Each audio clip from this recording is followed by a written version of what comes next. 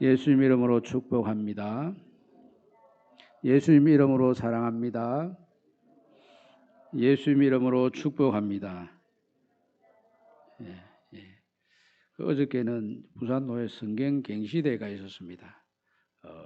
준비한다고 수고하신 모든 분들께 감사드리고, 공부를 하는 것은 모든 사람에게 다 필요하지만은 특별히 신명기 말씀은 교육 명령입니다.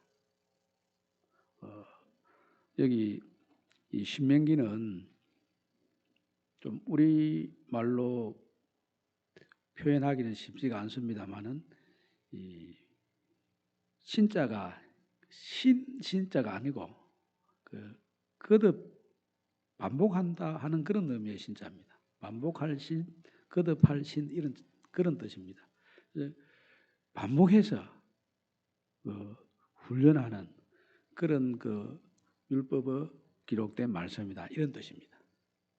그런데 이게 이제 히브리 말로는 드바림이라고 좀 어려운 표현을 써서 죄송합니다만은 그렇게 되어 있는데 본래 창세기부터 신명기까지 책이 한 권입니다. 한 권.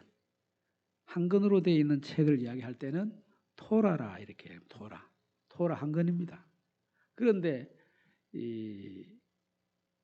옛날에는 지금같이 종이로 된 책이 아니고 양피지 책 아닙니까? 이 토라가 너무 커가지고 이거 회당에 나와서 읽어야 되는데 들고 다니기가 불편하잖아요.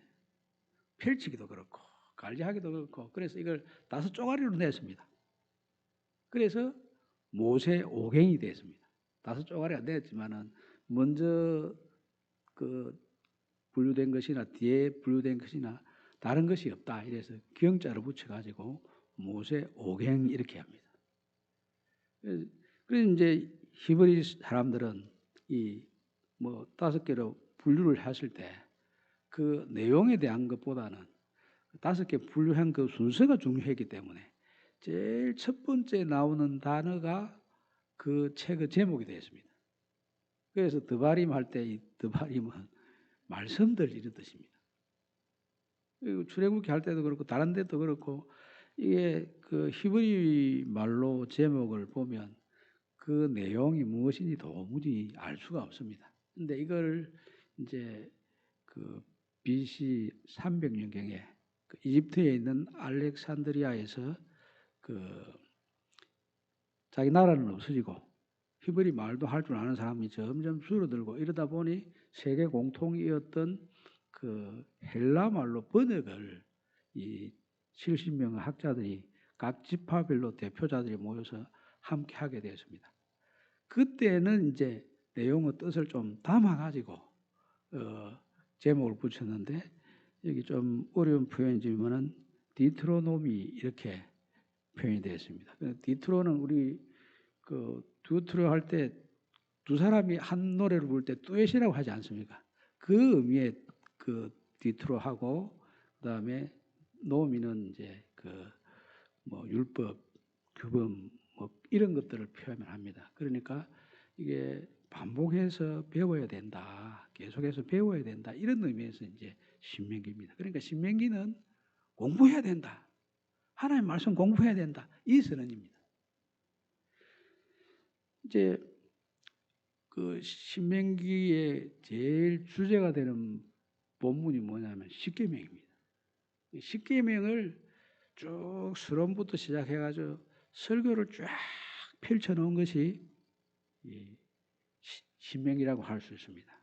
근데 이 신명기 설교를 하는 대상은 뭐냐 하면은 모세가 죽기 전에 마지막으로 2세대, 3세대들을 모아놓고 2세대, 3세대들에게 마지막 유언과 같은 설교를 한 것입니다.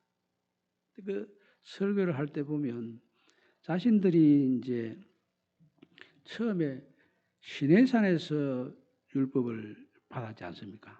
그런데 여기 신명기에서는 시내산이라고 표현을 하지 않고 호렙산에서 하나님과 우리가 언약을 세웠다 이렇게 표현합니다.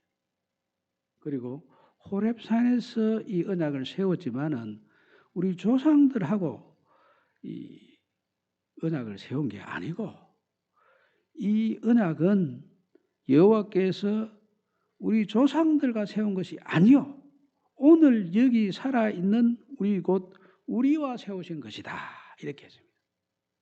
십계명을 이야기할 때 분명히 시내산에서 모세가 들고 왔지 않습니까? 그런데 그 십계명을 세울 때 그 당시에 그게 그 자리에 서 있던 사람하고 언약을 세운 게 아니다. 우리 조상들과 세운 게 아니다. 그렇게 하면서 여기 서 있는 모압 땅에 서 있는 2세대, 3세대들과 하나님께서 언약을 세우신 것이다. 이렇게 이야기합니다. 신명기 5장 1절 2절 말씀해 보면 그렇게 되어 있습니다. 그렇게 되어 있으면서 그 시내산이라고 하면 실제로 그 땅 이름이 되는 그곳에서 그러면 세웠다. 그러면 시내산이 신성한 곳이라고 해가지고 거룩한 곳이라고 해가지고 우상화될 위험도 있고 그리고 그 지역에서만 한정이 되는 그런 위험성이 있으니까 가상의 개념적인 산의 이름을 써가지고 호렙산이다 이렇게 했습니다. 창세기에도 호렙산이 나오는데 출애굽기에도 나오지만은 그 모세가 기록했으니까 호렙산이라고 기록하실 때는 틀림없이 그 모든 세대가 다 이 언약의 당사자다 이걸 표현하기 위해서 호렙산이라고 표현했습니다. 이스라엘 2세대, 3세대들은 우리가 출발한 것은 애굽에서 출발해서 광야로 들어온 것이 아니라 호렙산에서 출발해가지고 시내산까지 가는 여정이다. 호렙산에서 시내산까지 간다 할 때 이 시온산이라고 할 때 그 시온산도 가상의 이름입니다. 가상. 예루살렘이라고 하지 않고 시온산이라고 시온산. 호렙산에서부터 시온까지 가는 것이 우리 인생의 여정이다. 그러면 첫 세대 사람들은 이 창세기가 중요했습니다. 능력이 중요했습니다. 파워가 중요했습니다. 그래서 1세대 사람들은 창세기 중심으로 출발을 해가지고 야 우리가 살아남아야지 이것 했지만은 2세대 3세대 사람들은 호렙산에서 출발했으니까 출애굽기 십계명 여기서부터 출발해가지고 우리의 삶의 여정이 이루어져야 된다. 그렇게 해서 신명기 말씀은 교육명령입니다. 배워라, 가르쳐라, 배워라, 가르쳐라, 기억하라. 이것이 신명기서에서 아주 강조하고 있는 내용입니다. 이게 이제 얼마나 열심히 가르치라고 말씀하셨냐 하면은 여기 보면 7절에 너는 또 그것을 내 손목에 메어 기호를 삼으며 내 미간에 붙여 표로 삼고 또 내 집 문설주와 바깥 문에 기록할지니라. 이거를 이제 뭐라고 이야기하냐 하면은 그림을 하나 보여주시기 바랍니다. 예. 지금 사람 머리에 지금 그 쓰고 있는 저기에 경문이라고 표현하기도 하고 그들의 말로는 테필린이라고 합니다. 손에도 보면 저 검은 띠가 있지 않습니까? 손에 검은 띠. 저게 이제 여기 오늘 읽었던 쉐마 신명기 4장 6장 4절에서부터 이 6절 5절까지의 말씀이 지금 팔에 메고 있는 저게 그 글입니다. 그리고 머리에 지금 저 잠수부 같이 혹은 뭐 강부들이 앞에 이 헤드라이트 끼고 있는 것처럼 보이고 있는 새카만 저게 그 속에 이 하나님 말씀이 그 담겨 있습니다. 저 두 가지를 이제 경문이라 이렇게 표현하고 그 자기들 표현으로는 테필린이라 이렇게 합니다. 그 다음에 이제 그 지금 메주같이 서 있는 저게 메주자입니다. 메주자. 이 메주자는 메주가 그 유대인들 집 문패처럼 그렇게 있습니다. 바로 세워가지고 다는 경우도 있고 옆으로 빼딱이 세워서 다는 것도 있는데 저 메주자는 집에 들어갈 때 나갈 때 이걸 손을 딱 저 메주자를 잡습니다. 저 속에 글이 뭐냐 하면은 역시 오늘 그 그 경문 속에 있는 그 내용이 저기도 담겨 있습니다. 저걸 손에 잡아보고 손에 잡은 것을 입술에 갖다 댑니다. 그것은 우리 몸의 영양 관리를 하듯이 말씀으로 내 삶이 관리되었는지, 내 입술이 관리되었는지 그것을 확인하는 겁니다. 영양 관리를 하는 것 못지않게 영혼을 위해서 하나님은 말씀으로 내 영혼을 얼마나 잘 관리를 하고 있는지 그것을 들어갈 때 나갈 때 점검을 하는 겁니다. 이제 첫 세대 사람들은 열심히 일해서 어쨌든 살아남아야 되지만은 다음 세대 사람은 목숨을 걸고 하나님 교육을 해야 됩니다. 하나님 교육. 그래서 십계명에 대한 내용도 보면 십계명을 약간 그 속 내용은 다르게 하지 않지만은 안식일에 대한 설명을 한 것을 다르게 했습니다. 그 한번 구절을 보여주시면 좋겠습니다. 5장 신명기 5장 15절 말씀하고 출애굽기 20장 말씀하고 한번 그 표가 안 나와 있습니까? 신명기 5장 15절 말씀해 보면 안식일에 대해서 이렇게 이야기합니다. 안식일에 대한 규례는 똑같습니다. 그런데 그 15절 말씀해 보면 너는 기억하라. 내가 애굽 땅에서 종이 되었더니 내 하나님 여호와가 강한 손과 편 팔로 거기서 너를 인도하여 내었나니 그러므로 내 하나님 여호와가 내게 명령하여 안식일을 지키라 하느니라. 이렇게 되어 있습니다.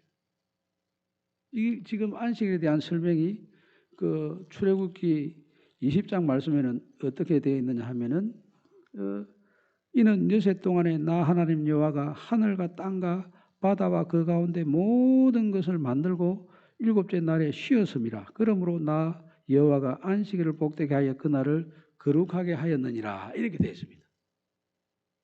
그 출애굽기 20장에 있는 안식일에 대한 설명하고 똑같은 십계명인데 여기 신명기에 있는 안식일에 대한 설명하고 차이가 있습니다. 똑같은 설명인데 이 출애굽기 말씀에 보면 천지 창조할 때 하나님께서 쉬셨다. 그래서 안식일을 쉬어야 된다. 이 이야기고 뒤에 이 신명기 말씀에 보면 출애굽할 때 그 출애굽의 구원의 역사 그걸 기준해서 안식일을 지켜라. 이렇게 이야기합니다. 출발점이 다른 것하고 여기 십계명을 바라보는 관점이 다릅니다. 천지 창조 관점으로 십계명을 바라보던 그 첫 세대와는 다르게 다음 세대는 2세대, 3세대는 하나님께서 우리를 구원하신 그 은혜의 관점에서 이 십계명을 들여다봐야 된다. 그래서 똑같은 내용이지만은 십계명을 보는 그 해석하는 그 방법이 첫 세대와 둘째 세대는 다릅니다.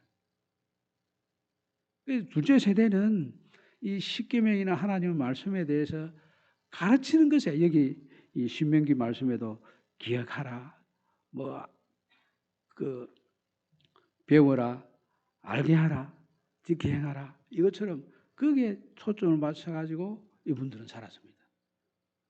미국에 이민을 갔던 그 유대인들이 제일 처음에는 힘드니까 뭐 부두에서 노동자 생활을 하고 원초적인 그런 육체 노동을 통해서 그 겨우 삶을 연명했습니다. 그런데 그렇게 삶을 연명하면서도 2세대, 3세대에게는 목숨을 걸고 이 사람들이 공부를 시켰습니다. 그래서 2세대, 3세대들은 이제 대부분 뭐 의사나 뭐 교수나 혹은 뭐 변호사나 이런 쪽으로 많이 갔습니다. 그 영향력이 지금도 남아 있어 가지고 미국에서 최고 변호사는 유대인 변호사입니다. 그리고 아직도 그곳에 교육적인 이런 면에 있어서 영향력을 아주 크게 미치는 사람들이 유대인들입니다. 이제 여기에 있는 이 말씀이 그대로 적용된 건 아니지만은 그래도 배워야 된다.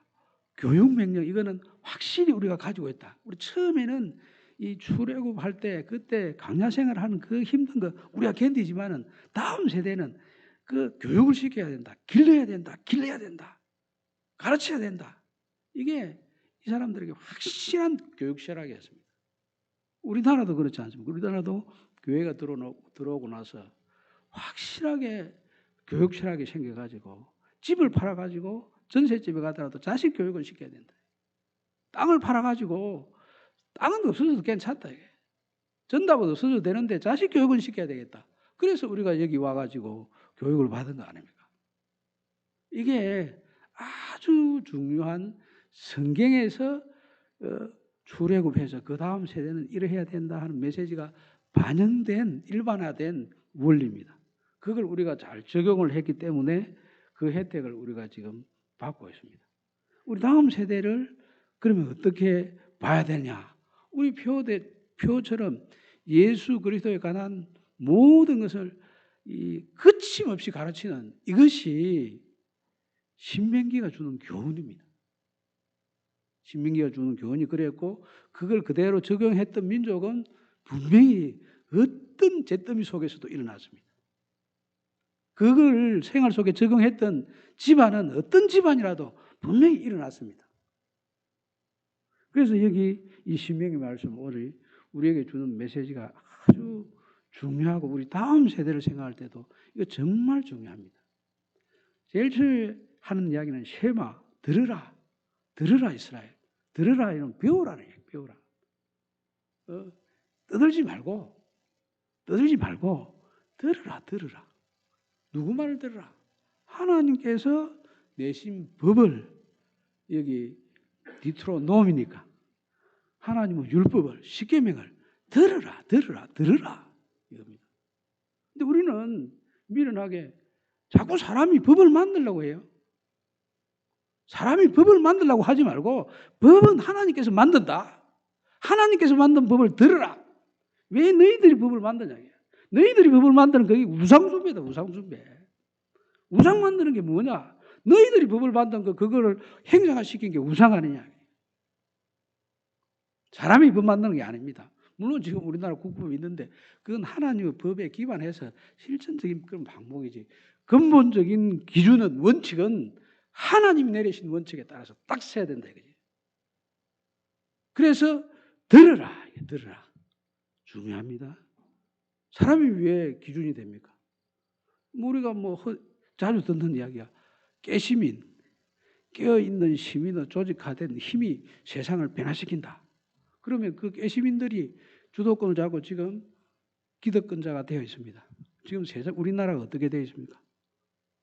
우리가 기대했던 거와는 너무 다르게 이분들이 깨어있는 모습을 그대로 반영했으면 나라가 평안해야 되는데 안에서도 싸우고 밖에서도 싸우고 백성들 좀 평안하기를 다 원하는데 왜 그리 싸우는지 모르겠어요. 그래서 이 사람이 기준을 세우면 안 된다. 사람이 먼저다. 사람 먼저다. 이렇게 하면서 그 사람들끼리 자기들끼리 얼마나 싸우는지 모릅니다. 제가 이제 시골 출신이다 보니까 옆에 있는 사람들을 만나가지고 가끔 이야기를 듣는데 남해도 그 이장 출신의 내무부 장관을 했던 분인가 그런 분이 계십니다. 이름 내가 이야기하지 않겠습니다.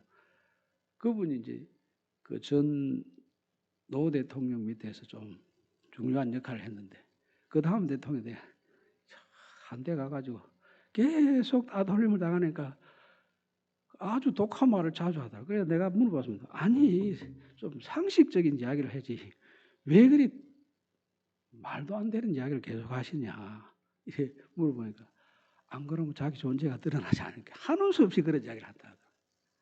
그래서 참 안 됐구나 하는 생각했는데 어쨌든 그게 중요한 게 아니고 사실 이 하나님 음성을 듣는 데 집중해야 돼요. 법은 하나님이 내십니다. 원칙은 하나님이 세우시는 거지. 하나님 주신 원칙을 따라 사람이 움직여야 그게 제 모습이 나오는 거지. 사람이 기준을 세우면 그게 맞는 것 같지만 부분적으로는 맞을 수 있겠지만 결국 무상이 된다. 결국 그 병듭니다. 아무리 좋은 원칙을 써도 그거 변질됩니다. 그 원칙은 쓰레기통에 넣을 때가 머지않아 옵니다. 유효경험이 분명히 있다니까요. 하나님 말씀은 반드시 열매가 맺습니다. 영원토록 변치 않습니다. 그래서 들으라 하는 이 말씀은 원칙은 하나님이니 하나님에게서 배워라. 하나님에게서 주신 그 기준, 그걸 딱 배우고 그 기준을 잡고 나가라. 그리고 여호와는 우리 하나님이시니, 이 말은 이 하나님 한 분이시다, 이 말씀입니다. 어떤 분들은 하나님 한 분이시다 이 말을 가지고, 아니 기독교는 너무 유일신 사상 때문에 배타적이다. 여기 유일하신 하나님이라는 것은 다른 우상들은 전부 가짜백이니까 가짜 하지 말고 진짜 참신을 섬기고 이 참신이 모든 사람들을 다 포용한다. 모든 사람들을 넉넉히 다 품기 위해서는 무엇이 필요합니까? 사랑입니다. 사랑. 진리와 사랑입니다. 그리고 하나님을 가까이 하면 가까이 할수록, 하나님을 배우면 배울수록 그 사람은 하나님을 닮아갑니다. 하나님을 닮아가. 예수님을 가까이 하면 가까이 할수록, 예수님을 자주 만나면 자주 만날수록 그 사람은 예수님을 닮아간다. 그럼 예수님은 어떤 분이시냐? 하나님은 어떤 분이시냐? 하나님은 사랑이시라. 예수님은 사랑이시라. 그러니까 하나님을 섬기는 사람은, 하나님을 주로 모시는 사람은 모시면 모실수록 정말 배타적인 사람이 되는 게 아니라 넉넉한 사랑하는 사람이 되어서 어떤 것도 잘 품어냅니다. 정말 잘 품어냅니다. 우리나라 축구 선수 중에 우리 감독님 오셨으니까 손흥민 선수가 참 저는 대단하다고 생각합니다. 저는 뭐 기술 이런 거는 잘 모르는데 어떻게 저분이 인종차별이 심한 유럽에서 그 사람들 다 품고 주장이 되어가지고 그렇게 활동할 수 있나. 참 그게 신기했습니다. 근데 그 아버지를 보니까 아주 신실한 성도였습니다. 안수 집사님이라고 하더라고요. 늘 기도하면서 뭐 세상에 나오는 뉴스에는 별로 안 좋게 나와 있지만은 손흥민에게 그 예수님의 모습을 계속 가르쳐 줬어요. 그래서 차별이 있는데, 따돌림을 당하는데 하나님을 자꾸 닮아가니까 결국 인간적인 방법으로 온갖 따돌림 당하고 자기들끼리 해보려고 해도 하나님을 이길 수가 있습니까? 하나님 닮아가는 사람을 이길 수가 없습니다. 결국 하나님 닮아가는 사람이 사랑으로 품어내는 거예요. 그래서 우리 공 잘 차는 김민재 이런 축구 선수들 보면 아주 대단한데 따돌림 당하는 걸 견디내지. 공을 안 주는데 뭐 어떻게 합니까? 자기들끼리 따돌리고 하는데 가지고 저번에 우리 강호준 선교사님이 독일에 있다가 와가지고 자기가 실제로 인종차별 당한 이야기 했지 않습니까?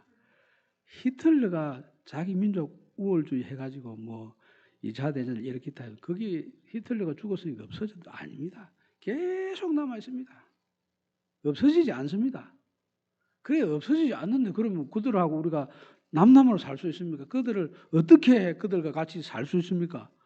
하나님을 닮아가면 돼요. 차별을 당해도 그걸 이겨내는 방법은 우리가 힘으로 이기고 기술로 이기고 그 한계가 있습니다. 기술 좋으면 다 뺏어갑니다. 따돌려가지고 어떻게 하든지 방법 씁니다. 그런데 하나님 닮아가는 이 모습은 사람의 마음을 사로잡는 거예요.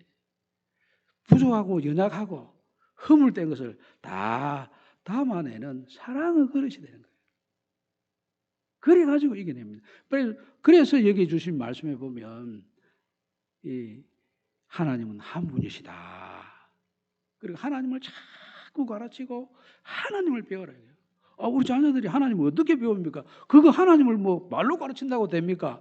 그런데 계속 여기 있는 말씀처럼 하나님에 대한 것을 이야기하고 하나님에 대한 것을 이야기한 것처럼 생활하고 그 여기 매주자하고 뭐 이 갱문 같은 이런 것들을 계속 보임으로써 우리가 하나님의 말씀으로 살아간다. 하나님의 말씀으로 살아간다. 하나님의 말씀으로 살아간다. 이러다 보면 그걸 계속 본 자녀들이 후손들이 우리 아버지가 어떻게 살았지? 어렵고 힘들 때 되면 자기 보고 답이 없으니 먼저 보는 게 아버지, 어머니고 주변에 있는 선배들이고 이런 분들 볼 거 아닙니까? 그런데 선배들 아버지 보니까 이 어려운 일이 있을 때 하나님 닮아가지고 하나님 붙들고 이겨내더라. 우리도 그래야지. 그러다 보면 한 가지 한 가지 하나님과 함께 이겨내고 하다 보면 자연스럽게 겪으면서 하나님을 닮아가고 이겨내면서 능력을 경험하고 그러면서 우리의 인격도 알게 모르게 하나님이 차곡차곡 우리 속에 있는 영적인 경험을 쌓게 하셔서 그 힘이 이제는 세상을 정복하도록 만들어갑니다. 예수님께서 여기 있는 이 말씀을 정리를 하셔가지고 그 요약을 했습니다. 성경의 가르침이 뭐냐? 물어보니까 그 핵심적인 것은 모든 율법과 선지자의 대강령이다. 그 말은 구약 성경에 있는 말씀을 딱 요약하면 이것이다. 그게 뭐냐면 하나님을 사랑하라. 하나님을 사랑하라. 그게 크고 첫째 되는 계명이에요. 둘째도 이웃 사랑하라. 그것은 그게 같이 간다. 우리 하나님을 사랑하는 이 모습이 우리 속에 있고 이 가르침을 우리 모두가 공유하게 된다면 우리는 하나님의 품성으로 세상이 가지지 못한 큰 사랑의 힘을 가지게 됩니다. 그 힘을 가지면 그 사랑의 힘은 무너지지 않는 게 없습니다. 포항제철에 있는 용광로보다 더 강력한 이 용광로 힘을 이 사랑이 가지고 있습니다. 그 사랑의 힘을 꼭 나누고 가지고 후손들에게 전가하는 그런 우리 모두가 되기를 우리 주님의 이름으로 축복합니다. 아멘. 지금 다 함께 일어서셔서